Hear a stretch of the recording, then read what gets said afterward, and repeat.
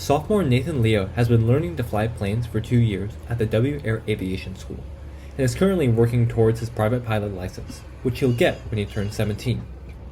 Here, he'll explain how the two-seater planes he flies work. Yes, this is a Cessna 172S model. It has a G1000 avionics in it. Cessnas are the most common small aircraft, and the 172 model is the most heavily produced airplane in history. How high does this plane go?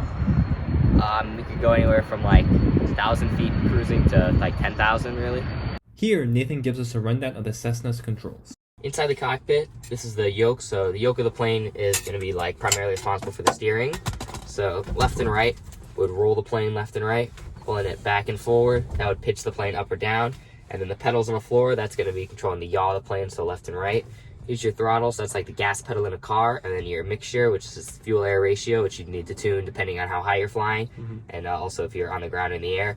General light switches, so beacon light, which is primarily on the back of the plane, and then strobe lights, taxi lights, nav lights, landing lights, fuel pump here, pitot heat, which like heat ups for the pitot tube for icing, standby battery switch. In terms of the instruments, this is the primary flight display, so that's your ADI, so it's going to tell you like where the plane's pointed. Here's your airspeed, also down here, and then your altimeter, which is also here, and this is the standby attitude indicator. Okay. And do you have any favorite gadgets? A favorite? Yeah. I mean, I think or they're ones all you use the kinda most. important. You know, I mean, really, they kind of all have to go together in order to fly. But I guess, like, yeah, I mean, yeah, I mean, you really need all of them. It's tough to fly if you take out really any of them.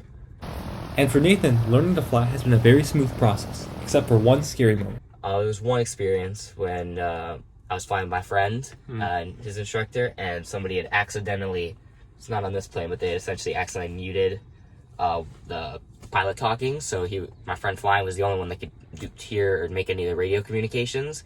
So we had to like land immediately, and we thought we had a radio failure.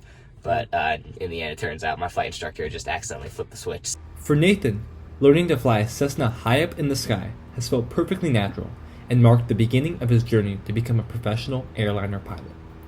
Reporting for the Yohai Midway, this is Louis Ozonfon.